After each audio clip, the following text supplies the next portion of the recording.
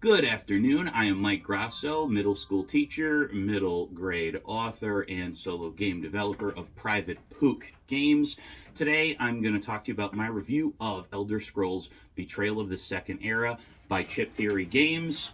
I spent a lot of time thinking about what sort of take I wanted to have on this because there's a lot of people who have already reviewed this game, gone over the gameplay mechanics, done playthroughs that are probably much more important than anything I could pull off. So what I thought today I would do is talk mostly about two things. One, a thought I had, which is that this game to me is a really well stocked sandwich deli. I want to talk about what I mean by that and how that is a good strength of the game and how there are some reservations I have about it and things that me worry about the claim Chip Theory Games has made that this game is nearly infinitely replayable.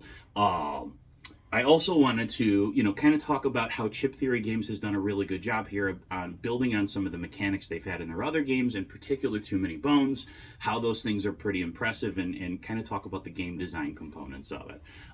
If you are looking for a really comprehensive review, there are lots of great people who've done that already, in particular Not Board Gaming, a wonderful, wonderful solo board gaming reviewer, has done an absolutely tip-top job. That's a really good comprehensive one. This one is particularly going to be about how the replayability I see working and how it's built on some of Chip Theory Games mechanics.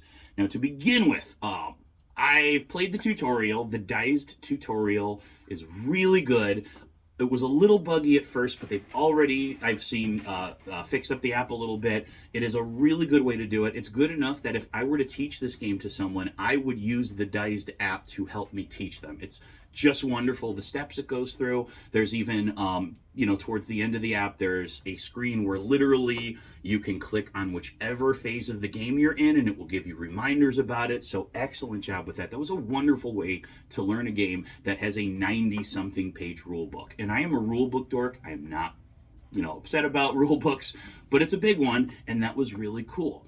And it really does show how this game can be very infinitely replayable. So that's been wonderful. I've done about 3 campaigns. I certainly have not tried every class, race, and quest, but I think I have a good idea of how I want to explain to you that this game is a really well stocked sandwich deli. Now, what do I mean by that? When you go to a sandwich deli, usually, you are going to get a sandwich. You get to pick out your bread, you get to pick out your meats, you get to pick out a variety of vegetarian options, you can put different sorts of cheeses, you can put spreads, avocados, all these different toppings, and it is up to you which ones you want to choose.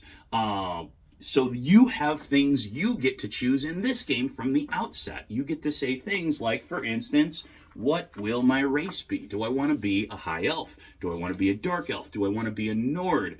You got multiple different art to represent the appearance of your character, which was really nice to see that there's lots of different both, gender and gender neutral options for that. You get to pick out all those things. You get to pick out a class.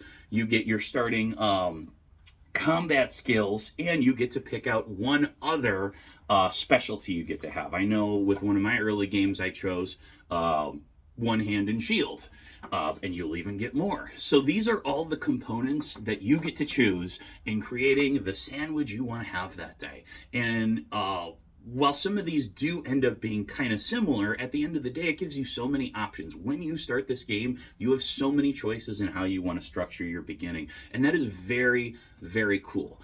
Now, how does that build off of Too Many Bones? Too Many Bones is a game where you have an element of that, but really your big choice is who is your gear lock and which tyrant are you going to face. Those are 2 choices, and they're very impactful ones. But it's only 2 choices, and if you choose the same things, the only thing that's going to change each time is going to be the quests and encounters you have along the way, and then just some of the random draws you get. So while I would argue that Chip Theory Games with Too Many Bones, a game that is not the same as this by any means, and I'm not claiming that, but they share a lot of the same DNA, there's a lot of personality in your gear lock. When you choose your gear lock, it has this really cool, well, in my opinion, very cool, like sort of quirky Joe Tante's Gremlins, except not quite so mean artwork. personalities. There's even a silliness to it that I like. But at the end of the day, you are picking that gear lock. And while there are a couple different builds you can do, once you've done those builds, you kind of know that gear lock. Not to mention, that doesn't even get us into the whole idea that some people look at one reference sheet for Too Many Bones and are like, I am not doing this. For this one, when you pick out your choices, it's a little less threatening. It also gives you a lot of things you can combine together. So a lot of different sandwiches. I can take my bread, like right now I'm playing, let's see, I have a kajit. I'm sorry if I said that wrong. That's my bread. My meat is that my kajit is a rogue, and then my toppings are, they learned One Hand and Shields, they got Shadow because I wanted some stealth, and then I really felt like doing a left turn. I had an opportunity to have them learn Daedric Summoning. So really, while there's certainly times where I will play these different roles again, playing those three together is a very unique experience. And I think that is a beginning of where the deli part comes in, the sandwich deli, and also where Chip Theory Games is claim, which I do think is somewhat valid, though we'll talk about some of the cons I have there. They say this game is nearly infinitely replayable, and the way they've done that is giving you a deli with so many options, so many things to pick from. Nothing really is ever exactly the same, or at least doesn't seem to be so far. So what else is in your deli? Well, I'm glad you asked. To begin with, which area are you going to explore? Are you going to do your first quest in Cyrodiil? Are you going to do it in Morrowind? Are you going to do it in High Rock? In the Diced tutorial, if I remember correctly, it is Black Marsh. Each of those areas has a different map, it has different overland mechanics, and there will be different, to an extent, somewhat different encounters. There are some general encounters that could always appear, but each area has certain encounters that are unique. If you're going to go into a dungeon, that dungeon will have unique sections of it that are randomly drawn, but do apply to that. So that's another layer of your sandwiches. What area are you going to explore? On top of that, while there's somewhat limited choice, you draw 3 guild cards. So while it's not a full choice, you're getting your sandwich and they're saying, well, do you want to put some avocado spread on it? Do you want to put some mayo, or do you want to put some mustard? And then maybe the next time they'll say, well, we don't have mustard, we're out of that, but we do have honey mustard. We have some Grey Poupon. Do you want to choose from those? And then once you choose your guild, that determines your very first quest in your area. And every single land map has quests for all of the guilds. Not only does this give you a lot of different possible journeys you can go on, it also means that there's a lot of room for expanding. I just have the Valenwood expansion. I know that there are other ones planned. There is, I believe if I'm correct, there was a reference in some of the quests I was on to, if you have, I think it was Hammerfall. I don't believe that is out. I'm pretty sure that was not a part of any of the Kickstarter, but I'm assuming Hammerfell is something that Chip Theory Games has planned for the future. So there's a lot of ways you can expand in this. That's a lot of different stuff. On top of that, there's a fairly good amount of monsters. I will say that I wish there were more region-specific monsters. For each region, like if I go to Morrowind, there are a total of 4 monsters that are unique to that region. 2 lower-powered ones, 2 higher-powered ones. Obviously, like your end quest stuff has more unique things. Those are a few things that are specific to Morrowind, but in your general encounters, there's 2 additional monsters. This is also was sort of something I ran into in Too Many Bones, which is, man, so many of the same monsters appear regardless what you choose. And that's a small con, but the beginning of one of the limitations of the sandwich deli comes in. So there's all of that different stuff. There are a good number of quests. There are delve cards for when you go into dungeons.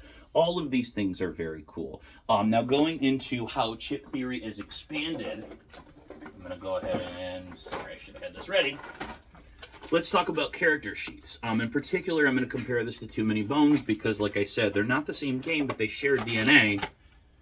And the second you look at one of these, you can see this. If you've played Too Many Bones, this kind of sort of looks like a gear lock sheet.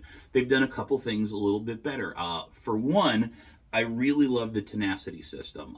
They had the backup plans in Too Many Bones. Those were really, at the time, really brilliant way to implement missing an attack, like giving you a chance to say, oh, I missed the attack, but I'm not going to get frustrated because I might be able to build that up for something else. For this one, they have the tenacity system, and I can't really say why so far, but I've just found myself using it so much more than I do the backup plans in Too Many Bones. That's not to say it's entirely better, but I just feel like I run into more situations where I'm scanning my tenacity skills, which go with your class, and I really find those being very beneficial. Whereas the backup plans are very circumstantial, I found. Your mileage may vary on that, of course. The other thing that I really like, because one of the issues people sometimes say about Too Many Bones is that a lot of times if you just power up your attack and defense, you can kind of overpower yourself and pretty much slay anyone. That is, maybe 80 to 90% true. Obviously, if you just power up your attack and defense, there are foes and Too Many Bones that will not work for, but it is to an extent true that can give you a lot of strength. Well, in this game, anytime you place a skill in one side and start powering it up, you have a limited number of spaces to power it up. And if you put a skill on the corresponding side, well, that's you making a decision that you are going to limit yourself in that corresponding skill every time. Does this fix every possible problem someone might have had with Too Many Bones' upgrade system? No, but I think it's a pretty ingenious way to work with that. Like, for instance, if I'm going to get nothing but combat skill dice, which would be the equivalent of attack, well, that whole space there is taken up by it, and I can't put another skill on the other side. So, for instance, with my one character here, who has literally learned just ungodly numbers of different skills, I couldn't do that. I would have to sacrifice one of these. I'd have to say, whoop, Daedric Summoning, sorry, you're out of it. I can't use that one anymore. So that's a really good way to kind of, balance a little bit of this out. There's other things I could go into in here, but I think other videos have done a better job of explaining things like how stances work, how those limit what we can do, and the experience system, how well that works. But in general, all I can say about it is I love games where you play a battle or you have an encounter and you build your character up. So as far as powering up, that's like one of the first things that I love whenever I play any sort of campaign game. Speaking of which, the campaign. I haven't played Hoplo Victorum. I actually have that coming in a Kickstarter later this year, but I did want to bring that up because I know that's another game where they have a 3-session campaign. From what I understand, that's very similar to what they have here. It is a 3-session campaign. I myself do not mind long campaigns. I find them kind of fun. I will keep a game set up and keep it going. But I do understand that the 3-session campaign for this could be really nice for people who just don't find themselves ever finishing campaign games. It is really not hard to finish a campaign in this. I've had this game for maybe a little over 10 days, and I've done 3 campaigns so far. It goes nice and quickly. It's designed to be played in 3 sessions, but depending on how big your group is and how fast you move, and how much you're socializing at the table, you could get through more than 1 session in a day. You could honestly get through a campaign if you wanted to, and everyone was first in the rules. You could probably get through one of those in one night if you really powered through. So that's very good. What else? I don't want to miss anything. I talked about that. I will say that I've tried Too Many Bones with campaigns. I've always felt it to just not really click. I think Too Many Bones is a game that's made for a one-shot. It's one quest through. I know they have mechanics in there. I own that sort of stuff. I own different expansions for it that help with it. I always find myself playing it through once. It just works better. That's not the case with this. I think this one really benefits from it. And different choices you make can change where you're going to be. Currently, I'm in a campaign where I am in Valenwood because I wanted to try the expansion. But another one I started in Morrowind and then ended up in... I can't remember where I ended up. Might have been the Black Marsh, might have been Cyrodiil. I ended up in a different one. Things can really change. So there's a lot of cool things like that. Those are the big things. I'm sure I forgot something, but now I want to talk about what the problems can be with having a really well-stocked sandwich deli. And I want to say for the record, I'm a big Chip Theory fan. I love what they do. They haven't paid me anything for this review, Nobody has contributed to this. So I'm going to tell you the one issue, and it's not become an issue yet, but the problem with a well-stocked sandwich deli is as many choices as they might offer you, and as many as you might see, at the end of the day, you get a sandwich every single time. Is that sandwich going to have a lot of variety? Yes. But it's still going to be a sandwich. So while I do think there is a lot of credibility to the statement, this game is nearly infinitely replayable, I think that statement is the definition of your mileage may vary. For instance, me, I like campaign games. A really awesome, cool campaign I can find totally replayable. I am looking forward to playing Oathsworn again, which is generally considered a one and done, because if the campaign was fun and I enjoyed it, I would love to go through it again with different characters making different choices. That's okay to me. I could see myself playing it 5 years from now when I've forgotten most of the plot points. With games that put in tons of randomly assigned things and lots of just clustered elements that all fit together well, that is really, really ingenious game design. But I also do find sometimes that as much as it has all of this variety, I still sit down and I feel like there are so many things similar between my adventure in Morrowind and my adventure in Valenwood. Yes, there are different encounters. Yes, there are different classes. There are different races. There are different combat specialties. And yet, is the game really that different each time? I would say 40% yes, 60% no. Now, your mileage may vary. You might play this game and every single time it feels like a different experience to you. But I've been through 3 campaigns. They are all, to an extent, very different, and yet there are elements of it that felt very much the same each time. So when I come at this game, I'm very interested to see where I'm going to be in 6 months from now. Is this game still going to feel nearly infinite replayable after I have been at it for, and I'm not going to play it for 6 months straight, but I hope you understand where I'm going here. Is it still going to seem like that then? My guess is maybe it will, but I have a feeling not as much as it might seem at the outset. So this is the sort of game where I really want to see how I feel once I've cooled on it, once I've gotten used to it, once I've seen all the tricks it has up its sleeve. Then I want to know, how do I feel about it? At the outset, this game is extremely fun. I loved Too Many Bones for a long time, and last time I tried to break it out, I really felt myself burnt out on it. Playing this is a really nice thing to move on to. I don't think it's the same game, and I don't think one replaces the other. But do I really feel like playing Too Many Bones after trying this one out? Not really. The personality of the game I miss. I really love the theme of Too Many Bones. This is nice. It's fantasy fare, but it's also, it's Elder Scrolls.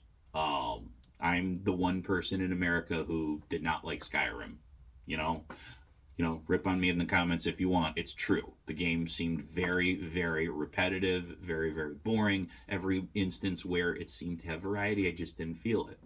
I actually like this way of experiencing Elder Scrolls better, but I am curious where I'm going to be 6 months from now. That's where I'm at with this game. If I had to give it a ranking, I would honestly give it, right now, an 8 out of 10 if I was going to go out of 10. I have a feeling it's going to drop to 6 or 7 in a few months from now, but, maybe I'll come out with another video. We'll talk about it then. In the meantime, please subscribe. Keep an eye out for any other videos I have, and if you want to check out any of the things I've done, my book I Am Drums is still out there, able to be purchased anywhere books are sold. Drilly Willis is a little indie game, a little Metroidvania I put out on Steam. Give it a shot. And I'm still working on a few other things, a few surprises for board game apps, and then hopefully at some point in time my own another indie game that I'll be happy to share soon. So subscribe if you want to know about that stuff. And if there's anything I missed, please politely without being a troll, comment on the video and I'll be happy to respond. Thank you.